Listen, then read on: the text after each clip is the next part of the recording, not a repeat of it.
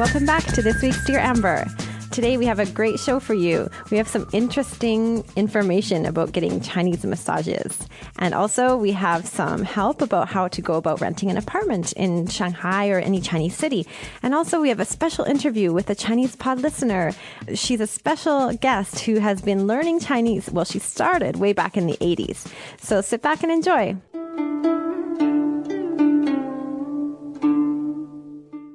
We often have people tell us things like, I gave learning Mandarin a shot, but then I realized I really don't have enough time to commit to it. folks who felt this way love Chinese Pod Recap. In as little as 90 seconds a day, you can refresh what you've learned so far while adding a bit of what's new to your daily learning. An innovative language learning tool to fit the busy, fast-paced lifestyle of today's professionals. This question comes from Douglas. Douglas writes, is there any difference in technique between Chinese and Western massage? Massage is very popular in China. Is it not, Clay? Clay's here today. I wanted to invite a man to come in and answer this question with me. Men like massages in China, don't they? I'm not saying the sordid sort of massages. I mean, Clay, you get massages, right? I have not had one in Shanghai. Oh, but you've had massages before. Yeah, in Hainan, they're pretty cheap. Yeah, actually all over China, I think the prices are very good compared to Western. So maybe the first difference between Chinese and Western massage is the price. Maybe we can talk more about price later. But there is legitimate massage here. There's really massage of all sorts, isn't there, Clay?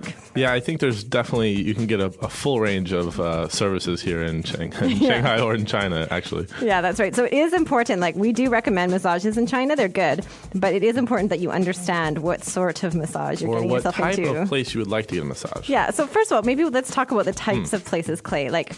I personally know there's a lot of really nice spas, and I like those kinds of massages. Maybe the price is a bit higher. What other kind of massage places are there, Clay? Well, you have, basically from what I've gathered, there's kind of two, really. You have foot massage and full body massage. Yeah, and also sort of the caliber of massage or maybe category of massage. There is X-rated massage as well, isn't there? Those are out there. Yeah. Basically, if you see a pink glow emitting from the location, you don't want to really go in there. Okay, so now we'll help our listeners understand. How do you know? Because many of my friends who've come, they've been entrapped. They thought they're going for a nice massage. They walk in, the pink glow seemed kind of warm and fuzzy. But sure it is. To their dismay, or not, they found out it's quite X-rated. Yeah, again, I think good rule of thumb is stay away from the pink light, and generally the hotels are going to offer good massage, and it won't be, I know you've encountered some rookies in your day where you just have some people who really they have not been to massage school or any kind of training whatsoever. Yeah, actually that brings me to the next point, is that massage in China, I think a big difference between Western and Chinese massage is that it's not, you don't necessarily have to have any kind of qualification. No, and I think at least in the States, most any massage place, they actually go to massage therapy school and things of that nature. But here, and they're kind of placed in a lower class, actually. They're kind of similar to the Fuyians and the waiters and waitresses. So they're not really, they haven't gone to school. It's not like a skill or like a recognized profession. I'm sure the prostitute ones, I guess, are a recognized profession. Yeah, you could say that.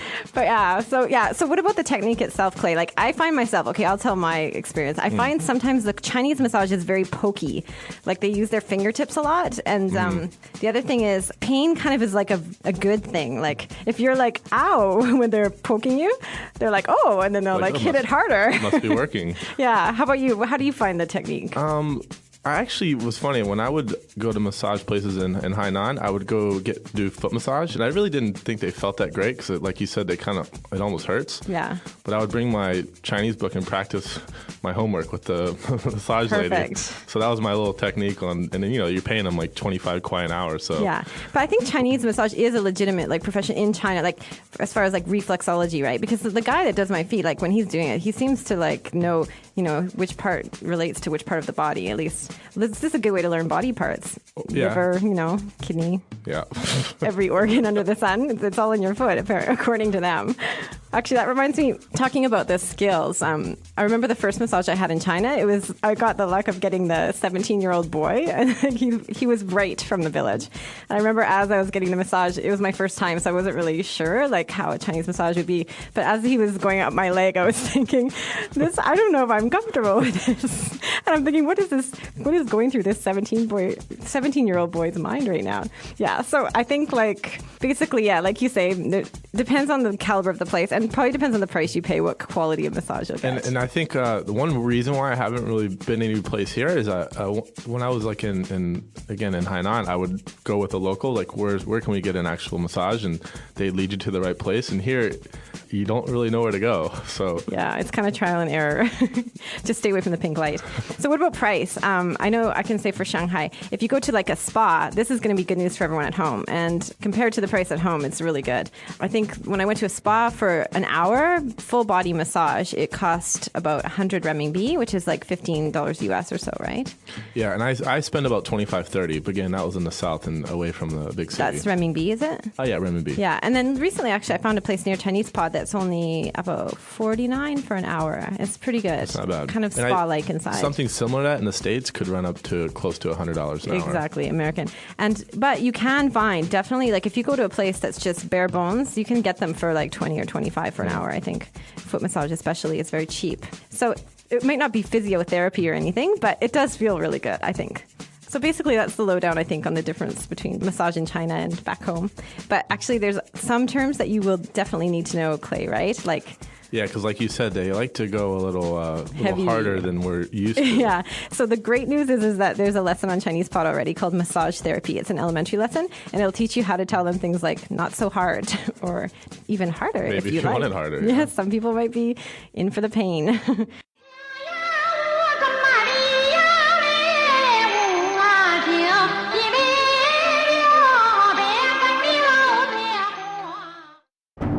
Welcome back to another installment of Chinese Pod Trivia.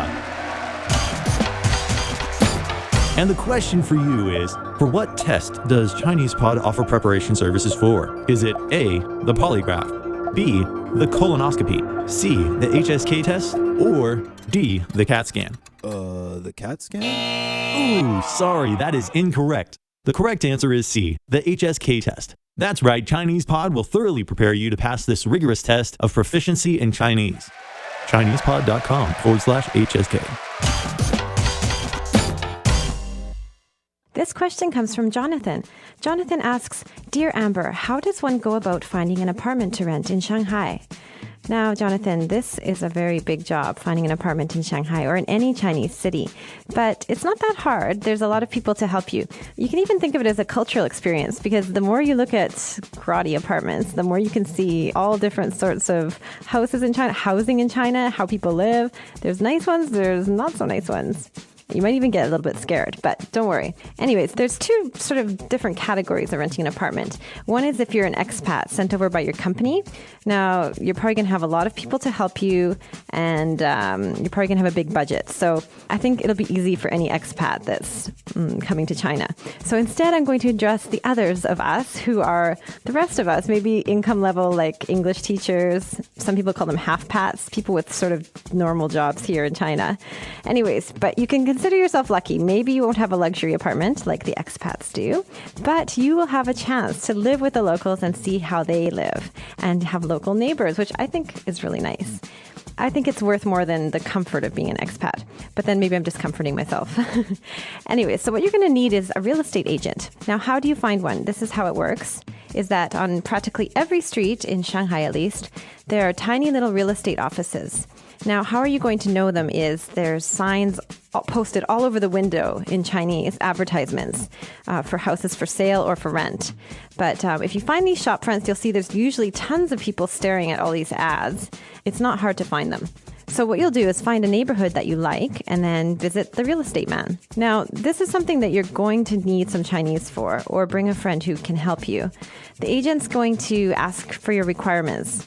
The first thing they might ask is your budget. Just tell them the highest that you're willing to pay, and they'll help you find something for that or less. And I think another suggestion I have is that you have to be very clear that you want a place that's newly renovated, clean, Western style bathroom, if in fact that's what you want. But personally, I highly recommend Western style bathrooms. And you're going to want to stress different things like how many bedrooms you want, that you want your own kitchen and bathroom, because there are a lot of places that share kitchen, that sort of thing. Believe me, there's all ranges of places here. Now, why I say be specific is that my favorite experience was when I went into a real estate office and told the guy I wanted a 1-bedroom apartment. He promptly dragged me to the back of his tiny old office under a dark staircase, and he cracked open a door, and there was like an unmade stinky bed in this little hole in the wall, and he kept yelling at me to go in. And it was kind of freaky because I kind of thought that he was trying to like abduct me as like his foreign slave or something. But when I finally understood that was the 1-bedroom he was trying to rent me, I realized I must have said something wrong. I was like, no, an apartment. Anyways, when I saw that bedroom, I realized, well, being a half-pattern English teacher budget isn't that bad after all. Anyways, the agent will take you to some suites that they can find in the neighborhood.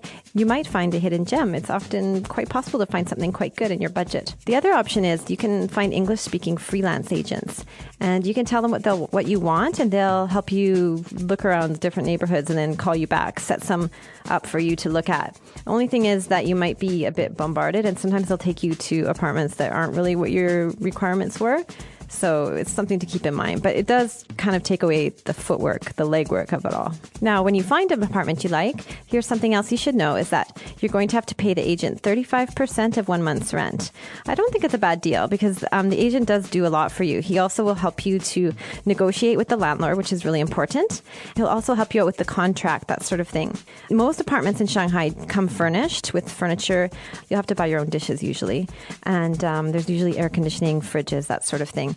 A lease is generally minimum 1 year. That's something else to keep in mind as well. The other thing is that if you're going to rent an apartment, you got to make sure you've got some cash ready because a lot of the landlords want a 2-month damage deposit.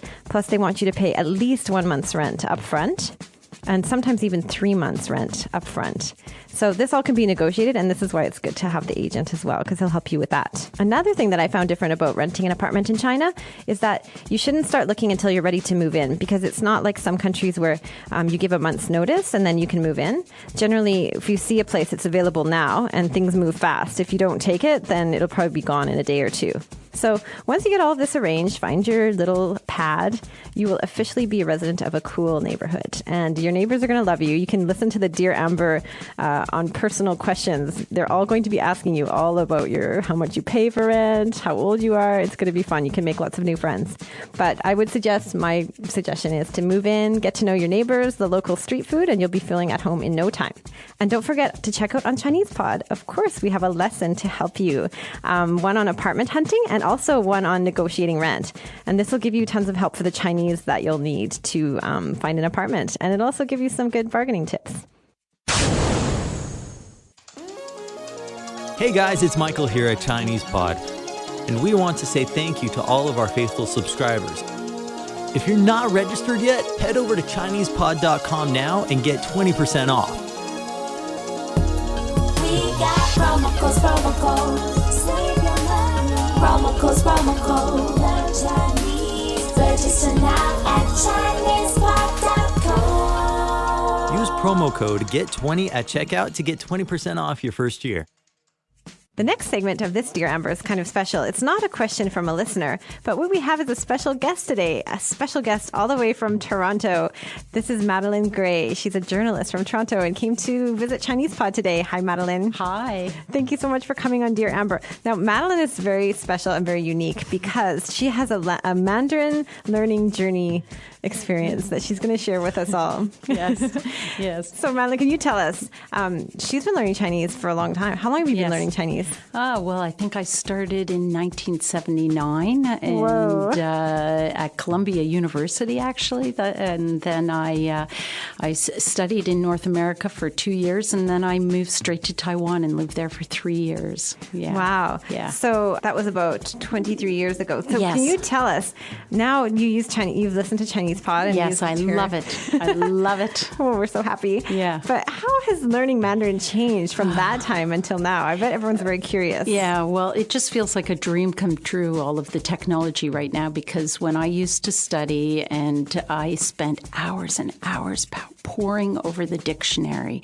And it was when I was in university that I had to upgrade with glasses for the first time because my eyesight, I guess, from writing the same character over 100 times each. Yes. So which university did you go to in Taiwan? I went to Shifen Daxue, Guoyu Zhongxin. Wow, it's still there. Yeah, it's still there. I've been there. Yeah, it's still there, and you went there too, right? Well, I didn't go, but I rode by on my bicycle. But yeah, so now it's funny to think of electronic dictionaries we have now, like dictionaries online. I can't even imagine looking up characters anymore. Yeah, you're so lucky you didn't have to go through that. Yeah, knowing 75 radicals, right? Yeah. And what about like back then? There's no computers, right? Like now we can type characters. Yeah, when I was working in Taiwan and studying in Taiwan, nobody said computers, the word computer, but there was this new thing called word processor. Ooh, wow, word processor.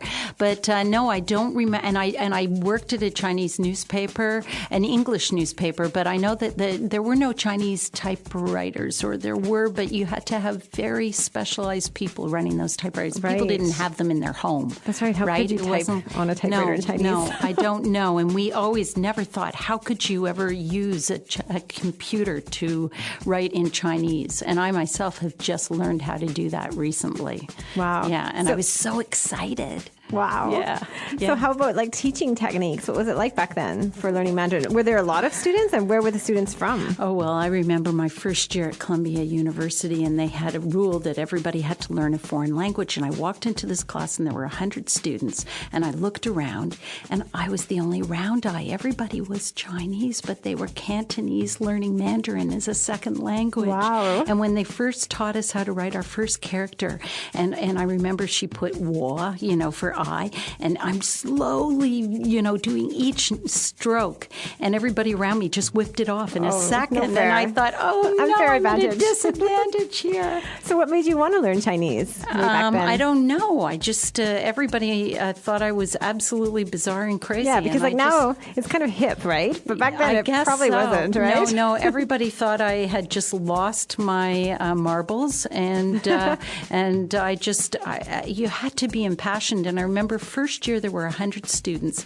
Second year there were about 12. Oh. And by the time you got into third and fourth year, there were just a handful of us. Wow, you really persevered. Yeah. So what about when you got to Taiwan? Was there any cultural shock? Like I know now Taiwan's very westernized, but at that time it must not have been.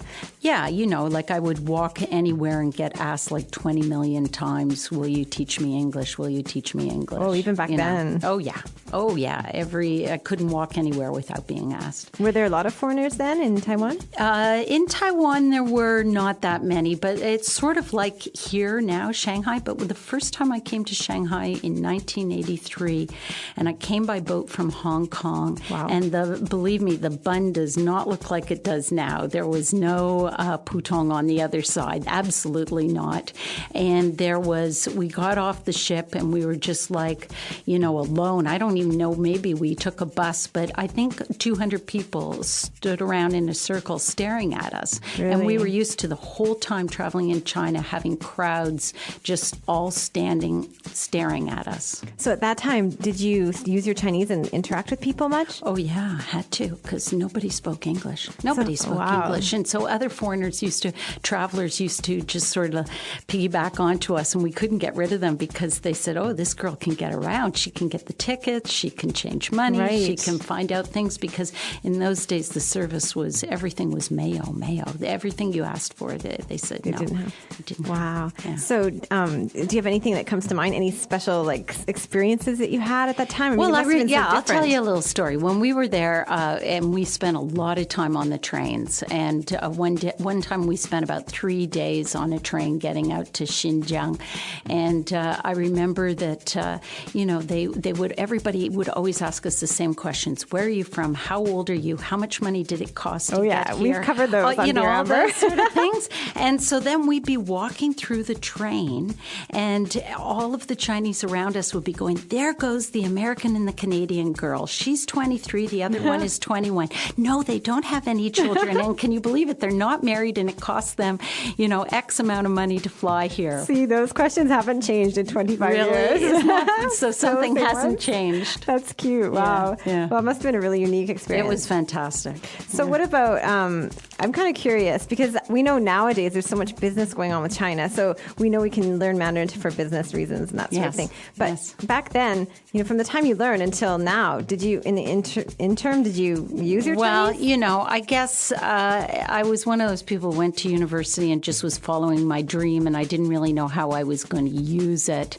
And then, unfortunately, I didn't end up using it all through those years. I fell into journalism, and I got my training in Taiwan in the English broadcasting and newspaper there.